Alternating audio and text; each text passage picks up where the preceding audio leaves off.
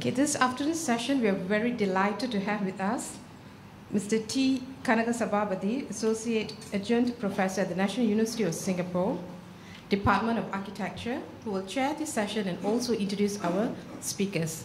Ladies and gentlemen, please welcome Mr. Kanagasababadi. Yeah, he's here, and he will introduce the speakers. Welcome to the fourth session convened under the aegis of the narrative of Indian communities in Singapore and Southeast Asia. This particular session is devoted to a topic and a theme which we all live continuously and persistently while we are in Singapore. It has to do with the planning of an environment, physically, politically, socially, economically, culturally, and presumably subjectively as well. What we have today are speakers who will traverse a number of trajectories which are aligned historically. Some trying to trace, sketch, and repicture how it might have been at the earliest moments, and others trying to elide historical moments from a sense of the past to the present and prospectively to the future. In these respects, various kinds of resources, materials, and methods for explication, description, and analysis will in all probability be attempted. I have great pleasure in being here to chair this session, in part, and I must confess this because two of the persons who are making presentations are very well known to me and we have worked together for a long time. And the remaining two are in areas and subjects which are extremely and of vital importance to my own thinking, research, and teaching. I proceed now to introduce the speakers, and they will make their presentations in the order that they are named and listed in the program. Firstly, Anoma Perez, who is currently Associate Professor of Architecture, Building and Planning at the University of Melbourne. Anoma will look at a moment in the transfer of bodies, physically, bodies from India, in order to enact certain types of projects in Singapore under penal conditions. This is an aspect which may not be too easily assimilated, but which has an aspect of grounded reality in very many communities, especially communities which are established and founded under the aegis of empires and colonies. This is an aspect that Anoma has been looking at for quite some time, and she is making her presentations at this particular convention. And whereas labor and the construct of labor and the realization of labor in various kinds of representations, material representations, in this case building projects, are undertaken for which resources and materials are customarily recorded either verbally, orally, or textually. What do we do when these textual and oral resources are not available? If we turn to remaining, however tenuous and flimsy they may be, material remains. How do we read, construct, analyze these material remains in order to conjecture a sense of history at a particular time? I hope I'm not over-determining or overstating Anoma's brief, but I gather this is the kind of perspective that she's setting out to do. We have another person from architecture, and that is the second speaker, Lai Chi Kien, who is an assistant professor in the Department of Architecture. And he is specifically about to examine the town planning ordinance promulgated in 1822 by Stamford Raffles and its subsequent realization, expansion, and how Serangoon Road and that part which now has come to be known as Little India featured in that aspect of town planning, and as marking as the first foray into the, in quotes, the interiors of Singapore. This has immense resonance for the kind of development that took place in Singapore in the 1970s when the housing that was embraced virtually opened up the entire terrain of Singapore. So we are looking at a moment some time ago. The third speaker is Professor Surendra Gupta, who is a member secretary of the Indian Association of Social Science Institutions. He's a sociologist and a social anthropologist, bridging extremely critical disciplines for the investigation and the study of human beings, human behavior, human settlements, and human expressions. A particular aspect that he is going to focus on is on Indian communities in Thailand and how they have adapted, assimilated, related to, or with difficulty, not so easily adapted, not so easily assimilated within the Thai context. So in a sense, we might be seeing, I wouldn't say replications, but representations of Little India-like communities elsewhere in Southeast Asia, also arising from the migration of peoples within the matrix of colonial policies and colonial ambitions. The final speaker in our session is Vanita Sinha, who is an associate professor and head of the South Asia Studies program at the National University of Singapore. Vanita Sinha is also an interdisciplinary, emerges from an interdisciplinary range of scholarships, both sociology and social anthropology. And the presentation here has to do with various forms of worship amongst the Hindus in Singapore. This is something that is not only a defining foundational attribute and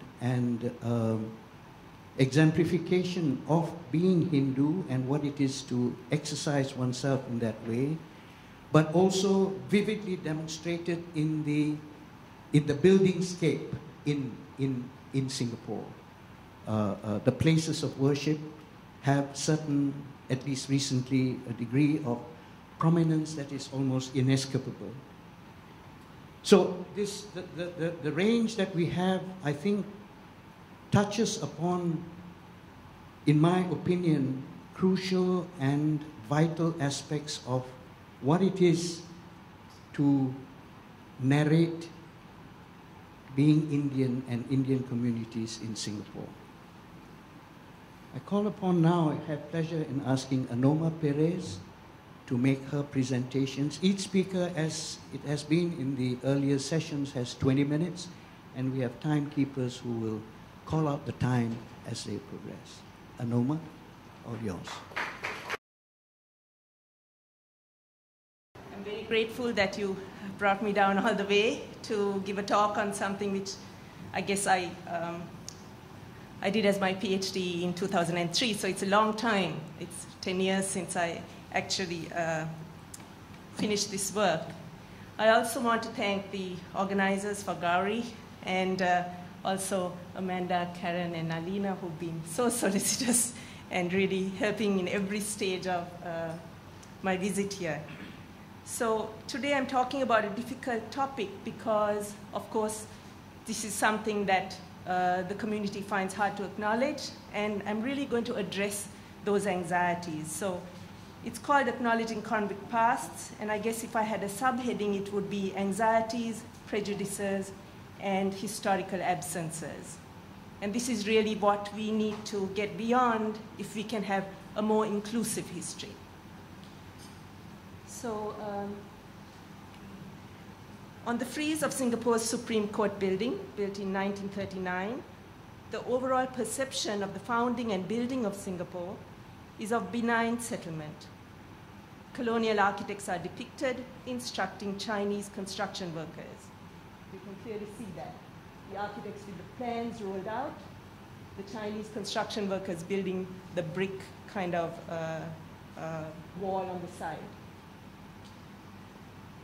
Their collaboration exemplifies the enlightened and progressive brand of colonialism executed by British administrators and recounted in history books. Yet many symbols of government and society were built with convict labor. They include Government House, renamed Istana, the new wing of the Asian Civilizations Museum, formerly the courthouse and administrative offices at Empress Place, and St. Andrew's Cathedral, the main Protestant cathedral in Singapore. Whereas the division of labor between European and immigrant communities is naturalized, the role of unfree labor is suppressed. The reasons behind the suppression of this knowledge during Singapore's nation-building era are multiple, complex, and integral to the formation of the post-colonial plural society. It has much to do with internal competition between ethnic groups for visibility and prestige. Although South Asian transient workers continue to shape the built environment, reinforcing these historic labor routes, their contribution is negated by colonial class and race narratives. Colonial, elite, comprador, and nationalist histories are preferred. In this paper, I hope to assert the historic role of convict labor in our understanding of Singapore. I will look closely at two categories, that of the political prisoner and the convict worker. So these are the two categories that we typically have to deal with. Now, at this point, it's important to understand that I am an architectural historian, not a community or a social historian. So I'm looking at it through the lens of the built environment, the building of Singapore, who built the city.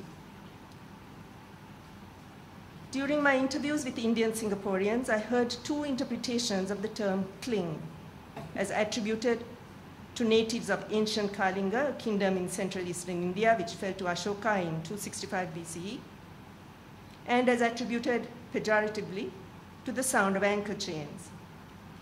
Next, please. The illustration of a Singapore convict in Frank S. Marriott's Borneo and the Indian Archipelago shows a man with a tattoo, giving the nature of his crime, branded with a hot copper iron across his forehead. Marriott visited the settlement between 1825 to 60. There is a colonial discourse on Thagi, of the murderous criminal tribes of India who were convicted and transported to the Straits and other penal colonies. Anderson observes, next please. Anderson observes that an 1836 law decreed that any person guilty of belonging to a gang of thugs could be imprisoned for life. Yet if we look closely at Dumka, so if you look at the previous slide, and you'll see that Dumka is tattooed on the forehead.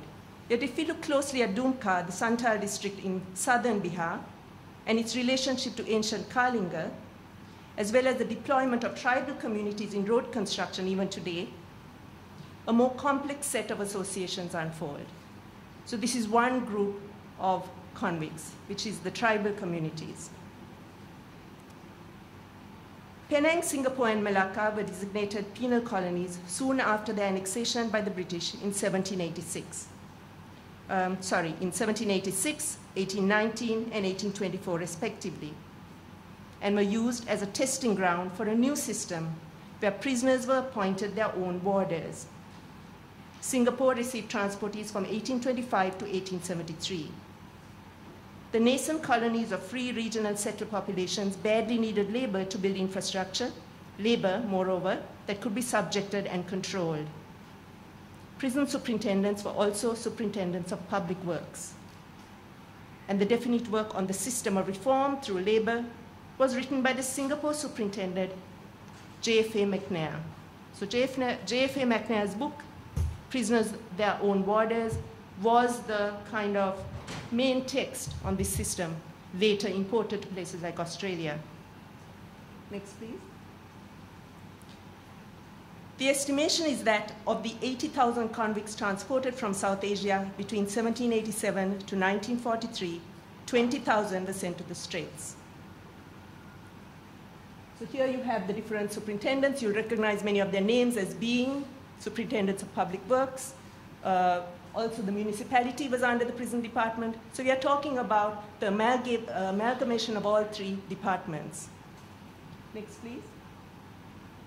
And here's the figures in terms of convicts sent to the Straits. Although there were Indian prisoners from every class and caste, including Hindus, Muslims, and Christians from various sectors in the colonial economy, transportees were often represented as bandit tribes or political rebels. So I showed you that image of the Dumka, the person from Dumka, because that again is a history that is difficult to accept. Partly because within the community also there are stratifications and prejudices towards indigenous peoples, towards people of lower caste, towards class structures. So all this becomes part of the narrative of penal transportation and discourse, much of it reinforced by colonial policies of divide and rule. The most famous political rebel to be held in Singapore, next please, was Nihal Singh, known as Bhagwan Singh or Bhai Maharaj Singh, the leader of an anti-colonial rebellion in Sarkar Khalsaji near Lahore. And this was mentioned yesterday in brief. He took on the mantle of leadership of the Punjabi resistance from Maharani Jindan, the Dowager Queen of Maharaja Ranjit Singh, following the defeat of the Lahore royal family during the Anglo-Sikh War of 1845 to 46. He led several successful confrontations with the British prior to his capture at Adhampur in December 1849. He was transported to Penang, then transported to Singapore, along with a companion, Colonel Karak Singh. He ended his years in total confinement in the civil jail. The story of his arrest is detailed in M.L. Ahluwalia's book, Rebels Against the Raj. In Singapore, I interviewed Justice Chur Singh, who had written a pamphlet on his life. That's the pamphlet. This is the prison in which he was kept on Pearls Hill. And you can see the kinds of facilities there were. Next, please. These are the letters that he wrote while he was in prison. My knowledge of Nihal Singh comes from several sources, from letters written by him to his followers back in India and intercepted by colonial administrators. They are found in the examiner's reports at the Oriental and India Office Library, along with artifacts confiscated at the time of his arrest. It was believed that his samadhi, the tomb, was located in the General Hospital grounds adjacent to Pearls Hill. It was relocated in 1966 to the Silat Road, Gurdwara, where a memorial to him was built in 1995. There was a little bit of a dispute over who the saint was, and then later on, it was reconciled, and this was built. It is the only monument of its scale to a colonial prisoner in Singapore. Whereas political prisoners were relatively rare in Singapore and were kept in solitary confinement, convict workers were abundant and free to roam the city. They were organized into 6 classes according to their crime and advanced from 6th to 1st class on the evidence of reform. Next, please. So this is a system in which you come in, you enter at the 6th class, you're working in shackles, and then you begin to move in the system as you learn a trade and you're used for different types of labor. You become a maestri, you become an artisan, you become a warder. While the lowest classes worked in labor gangs in shackles, the first class were tindals and maestries who supervised their work. Among them were an artisan corps of 113 who were trained by Europeans in specialized skills. The first class was able to work for remuneration in the community by a system known as ticket of leave. The overwhelming prerogatives of labor and settlement overrode the criminal associations of the convict class, suggesting that their crime and punishment were not significant concerns. In fact, Governor Blundell regarded Indian transportees as harmless, a belief reiterated by the European population until the Indian Mutiny. So what we find is that in the early period, they're just looking for labor. And so the type of crime, the reason why they are selected, and why they're sent varies. There are whole groups of rebels that are coming out of Ceylon or India and being sent to the Straits. Whole villages of rebels are being sent. There are petty thefts, there are people with children, there are small numbers of women who are being sent at the same time. So it's important to understand that the criminalization of tribals, of people of a lower caste, is happening in this penal system. The expectation was that prisoners swell the numbers in the new settlement and enter society as skilled and hardworking citizens following training in the prison. Stamford Raffles, who established the settlement of Singapore in 1819, writing on the system in Bencoolen. So Stamford Raffles tries this out in Bencoolen before he introduces it to Singapore. He recommended freeing such men as conduct themselves well from the obligation of service and permitting them to settle in the place and resume their privileges of citizenship. That was the objective from the beginning of the penal system. In India, Ceylon, and Burma, labor coercion proved difficult. Prisoners already hostile to British rule would not voluntarily seek to work or be reformed by it unless they had no other alternative.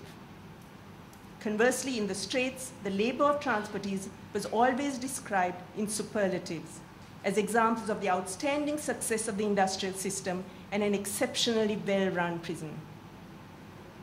The marks of their labor were visible in the rapid transformation of the colony between 1850 to 1860. Roads were cut through the jungle, bridges and sea walls were built, and land was surveyed and marked out for sale and taxation. Convict workers lived in tannas, fenced enclosures scattered throughout the island, reporting to the prison for the monthly muster. So this is G.D. Coleman, the surveyor, with a convict party out surveying land in jungle areas. So they're marking out the properties for Europeans to buy for plantations. Next, please.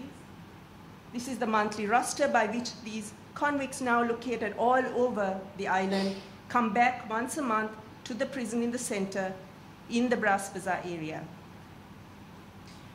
It's the current site of the SMU. As municipal laborers, gardeners, messengers, police peons, firemen, hospital orderlies, refuse collectors, and assistants to the Surveyor General, they service the colony daily. I want you to imagine that colony serviced by this group of convict laborers. In the forests, quarries, and brick fields, they worked at producing building materials. The surplus of building materials was essential to create new institutional buildings of the scale that Singapore was imagining at that time. In numerous work sites scattered across the urban grid, they labored on public institutions. Next, please. The Brass Bazaar prison, which they transformed with their labor during the 1860s, included, so this is the labor sites. Next, please. Included artisans and industrial workshops where they were taught to use steam-powered machinery. In 1861, Superintendent J.F.A. McNair learned photography and introduced it into the prison, establishing a studio. 2 intelligent convicts were taught to take mugshots of fellow prisoners. There is some evidence to support the colonial administration's view of the productivity of the colonial prison. As observed in 1884, to this day, many of the released convicts are living in Singapore, very useful men in the place, cart owners, milk sellers, road contractors, and so on, many of them comfortably off. In 1851, a number of convicts who had completed 16 years of residence became eligible for ticket of leave and were hired by the Peninsula and Oriental Company as laborers, masonry bricklayers, and masons at $5 and $9 each per month. They were employed in constructing expensive and important building works. Historians like K. Sandhu, Mary Turnbull, and Emani have been among the first to expose Singapore's penal history in this light. Yet while we know much about the penal superintendents, Coleman, McNair, Thompson, for example, we know almost nothing about their charges. Now I'm going to talk about the role of biography.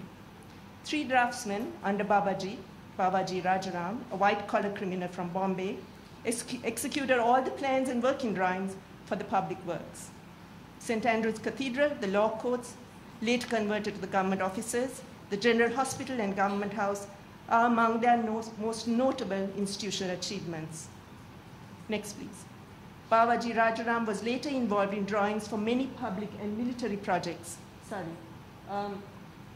So this is the convict jail, and you're seeing the kind of layout of the jail with all the industrial workshops. Next, please. And these are Babaji Rajaram's drawings after he left the prison, after he fulfilled his sentence and became a tracer. Went on to pursue private architectural works following his release. He submitted municipal drawings from 1889 to 1897 for several architectural projects that included a colonial bungalow for Louis Alfred at Devonshire Road in 1890 and alterations to a residence for Mr. A. Frankel on Victoria Street. However, many of his clients, such as Syed Abu Bakr, Monks Hill Road, Haji Kader, and Shaikh Miskin, Short Street, suggested clients from among the Indian, Muslim, and Malay communities, and among his neighbors on Short Street. Next, please. You will notice that his architectural style, he was working with the typical British colonial architecture of the period. Historian John Lim has recorded these in his PhD thesis. Babaji Rajaram can be considered Singapore's first native practitioner. Babaji, I have your... So his great-grandson is seated here in front of us. His great-grandson, who bears the same name, is a retired civil engineer. In tracing his great-grandfather's history in the Blue Book, 1870, he found that Babaji Rajaram started work as a draftsman on 1st April 1867 at the Colonial Engineer's Office at a salary of $546 per annum. And he believes, I think, that they came from Bengal originally, as I understand. My research on Singapore's convict history is based on anecdotal accounts. Tracing convict origins and subsequent integration requires greater dedication. Oral accounts will need to be recorded and corroborated with evidential data on sentencing, ship records, and personnel records. There is much work to be done, but in order for such work to be embarked upon, the stigmas associated with convict past need reviewing. Feudal prejudices against tribal or caste groups and colonial discourses of criminality and labor must be overwritten by the subsequent achievements of convict settlers. Is the Indian community in Singapore ready for such a challenge? Thank you. Good afternoon. Thank you very much once again for the invitation. I'm just going to talk briefly about certain ways in which colonial planning had structured the space in Singapore. But more importantly, I think I'd like to share some ways in which we can view some of these histories rather than detailing the different districts that comprise the so-called Indian quarters in Singapore. The other colleagues in the other sessions have done a much better job of doing them much more greater service to that. So I have a lot of slides, so perhaps I will share some ways of viewing and then maybe conclude this with a plea.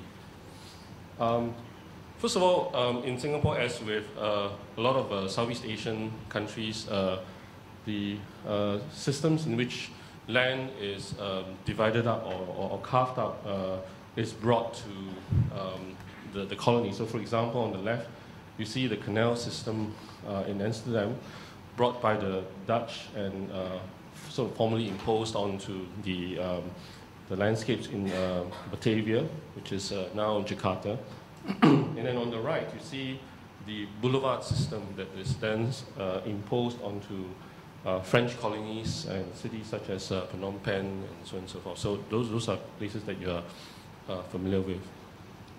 For Singapore, in fact, there's a huge consideration about how the land space is being settled, and what I'd like to draw attention to is that there is a consideration of this is the very first map of Singapore in 1819 by Captain Daniel Ross, and we can see several water features, because that's quite important in consideration. On the left, you have what subsequently became the Singapore River, and then you can see a freshwater stream, followed by sort of a mangrove area, and then of course you have the Rochor River system. So subsequently, I think the planning of the colonial city largely spread across the space between the Singapore River right up to the Rochor and Kallang River systems on the right. So here is the 1822 plan that was enacted. So note that it is a plan, it is not a cartographic eventuality of how Raffles would delegate certain groups. We've already had discussions of how the Indian communities would be also dwelling on the next to the Singapore River side, but of course subsequently as the Europeans moved out of their so-called designated quarters to inlands, then you have occupation of areas adjacent to the Rochor River. So note that you have on the other side you have the Sultan's property, and then of course the Bugis, who were quite involved with the Johor Real Empire, as well as of course the Arabs, which describes sort of that area this day to this day. And by the time the British had come to Singapore, they had already had a kind of a system of laying out a town plan. So note that the British had since very early days. If you go to Louisiana, if you go to Adelaide in Australia, you find that a lot of these ingredients would formulate. It's kind of a formula. So normally you would have an urban grid of roads. That's number one. You have a defensive position.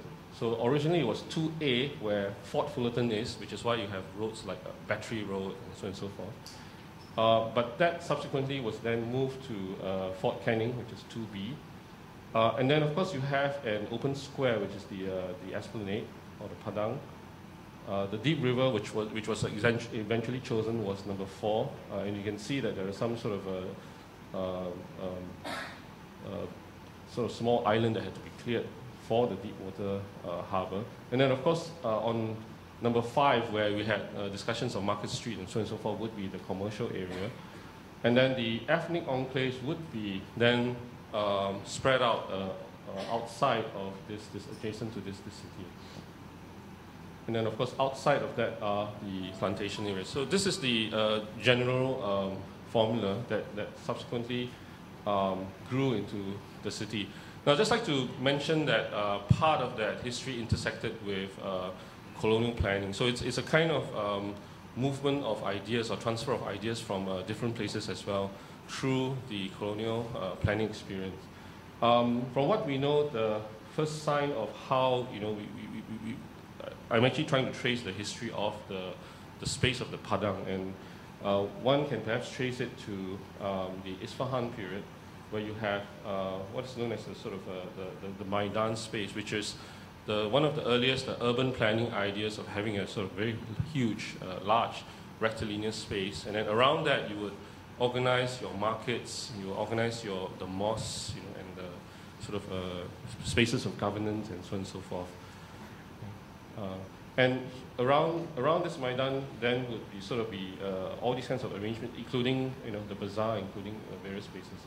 And this idea was encountered by the British, and especially in India, in Mumbai and other places, and which were then sort of incorporated in similar kinds of planning ideas, and which then was transferred to Penang. So if you go to Penang, and you can see Fort Cornwallis, which is right next to an open space.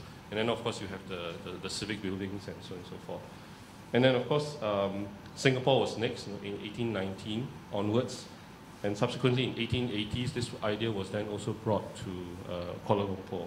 But as you can see, the way that they determined the style of architecture differed from space to face. So here you see this, this is Calcutta. And what was, of course, important was the construction of Fort William within the whole huge space of the Maidan. And then, of course, subsequently to this, within the planning scheme of things, there would always be a fort right next to it. So it is in the same light that we can see this Padang space in Singapore. You can have commemorative areas. You also have sort of, and it was actually very important for the unity of architectural styles around the Padang. So, for example, if you note that places like the Memorial Hall, the Supreme Court, and the City Hall, they were built at different times, but they were made to look as if they sort of form a kind of a unified facade around the Padang. And this was quite instrumental because architecture was then sort of meant to be seen, right, as part of the might of the British Empire. So here you have kind of a sort of analysis which then sort of you can align this with the kind of a thinking that goes all the way to Shah Abbas of the Isfahan period. But within the society, of course, what was specific to Southeast Asia is what J.S. Vanderbilt calls the plural society, which is that the idea of that, of course, is that the different ethnic groups that were living there, the natives who were living there or who were brought into that space, would, of course, dwell in different parts of that space. And the only space that they would meet would be the marketplace, so that the groups stay distinct. They don't come into contact with each other. Of course, it didn't happen that way. But this is generally the theory, and therefore you have the formation of the different sort of ethnic quarters. So this kind of planning went right through to governance. I will be showing you a lot of slides that Noma has already shown you, but you can see that the military police would always be of a different ethnic group. So if you go to Sri Lanka today, you can find the remnants of the Malay regiment, because in Sri Lanka, of course, then the Malay regiment would be of a different ethnic group. Of course, this kinds of I think in Singapore, like for example, if you have on the southern side of the Singapore River, you have different ethnic groups, like sub-ethnic groups like the Hokkiens, the Teochews, and the Cantonese. And what is now known as Chinatown by the Tourism Board, it really is only part of the Cantonese area. And of course, as we've been discussing already in this seminar, we often miss out the sub-enclave. So for example, a very small group of Cantonese, the Samsui workers, would have formed in itself a smaller enclave within the Cantonese enclave. So a lot of these kinds of dynamics and interesting nuances are sort of left out in the general sort of planning or sort of subsequent ethnic histories of Singapore. So I won't really go into this because I think Sharon Siddiqui and Nirmala Rushdom has already sort of given quite a good account of how this is settled. But rather, I will try to use the remaining time that I have to talk about sort of different occupations that they had. So, for example, this is what Noma has shown you. Yeah, next, please. And then, of course, the Dobie system was an important one that made use of, and of course, these groups of Indians found places where there was abundance of water, so they could carry out their Dobie business, including at Dobie God. I remember when I was young and living in Upper Bukit Timah Road, there was a Dobie right next to where the quarries are, and of course where there was a flow of sort of spring water. Next, please. Then of course there are dairy farms. Next, please. But the first sort of idea that I'd like to share with you is that from the colonial plan and resulting from the colonial plan, there was a perception of what was within the town area and what was outside of the town area. And Rochor Canal marked this kind of a linear boundary between the town and the sort of rural countryside. Crossing the canal often meant arrival into town or the start of one's journey into the suburbs in the opposite direction.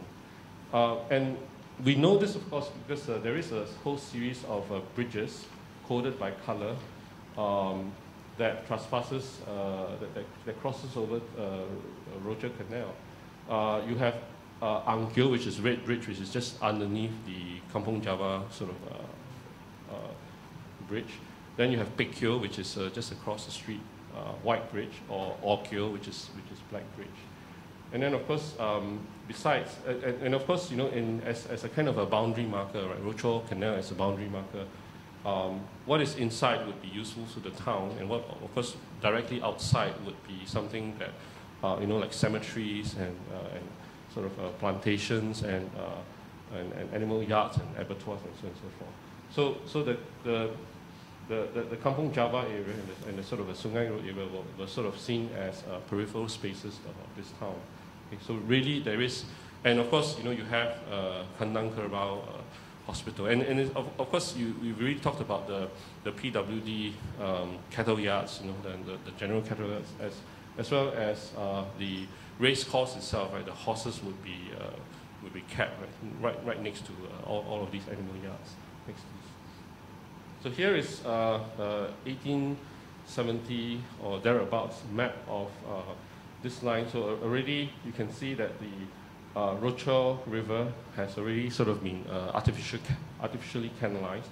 But very importantly, I think we've already spoken about why you know, there really isn't this term Little India emerging, but there is a town known as Kampong Kapor, indicated in some of these old maps.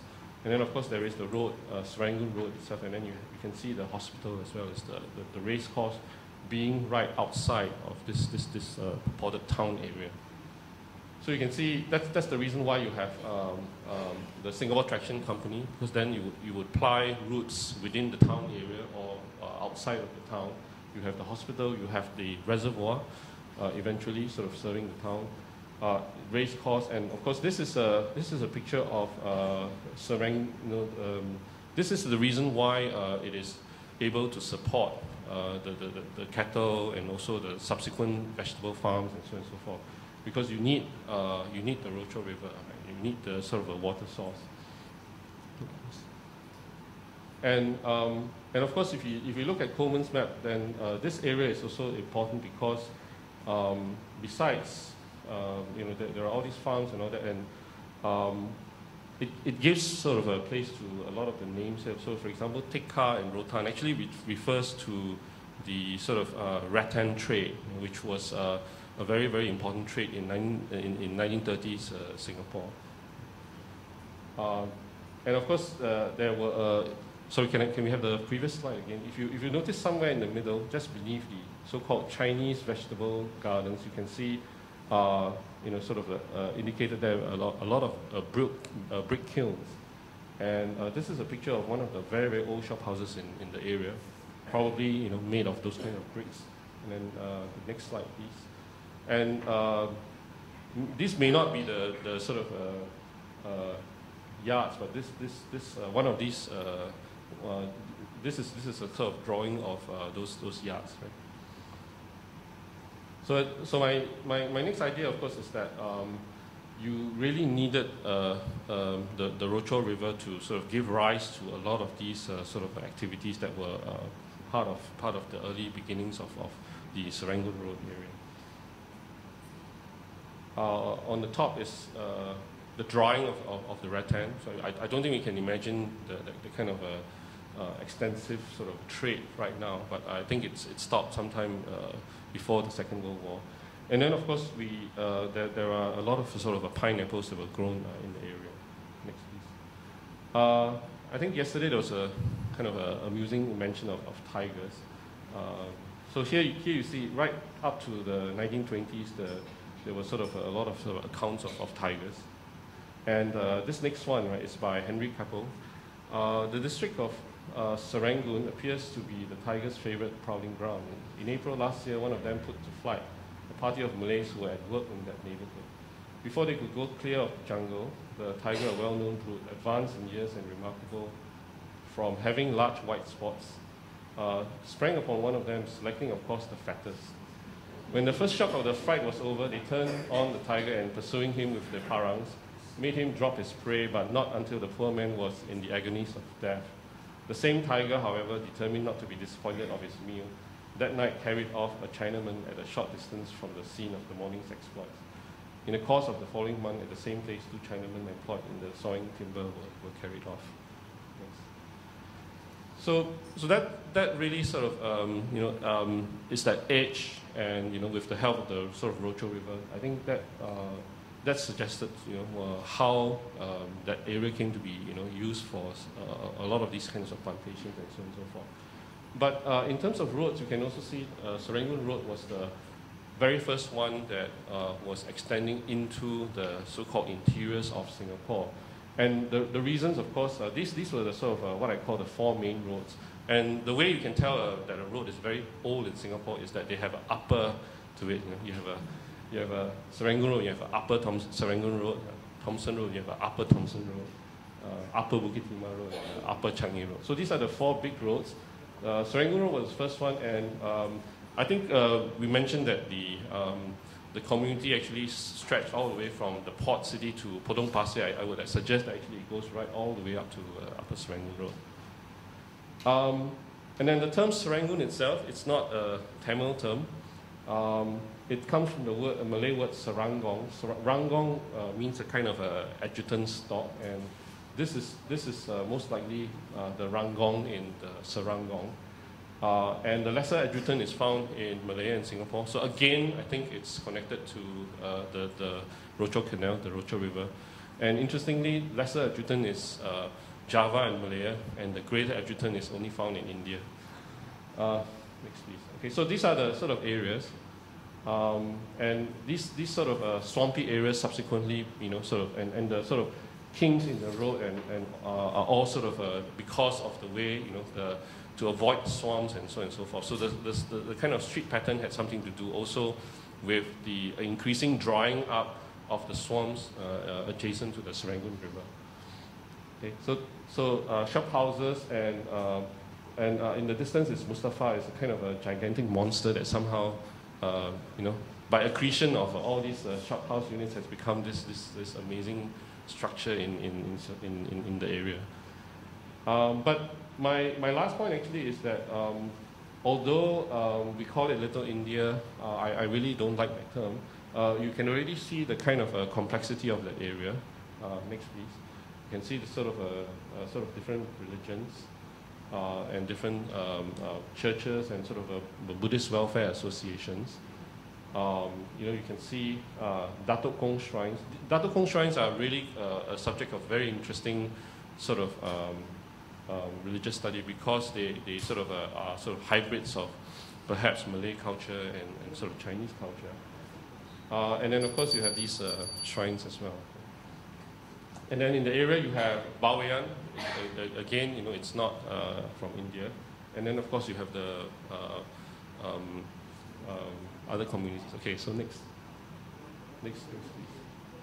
So even for these communities, right, if you go to Lembu Square, you'll find that they come from the urban areas, the suburban areas, and they really cannot be classified as such. Next, please. This is the way that you write kopi in Chinese. Next, please. Recycling facilities. Next. Desker Road, we won't talk about that. Tourists, sojourners.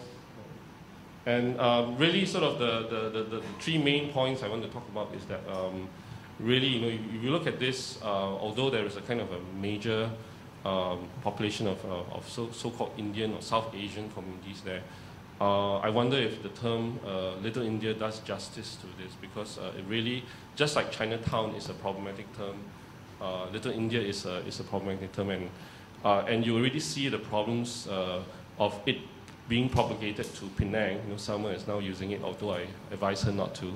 And of course, if you go to brickfields in Kuala Lumpur, they are now starting to little India-ize the place.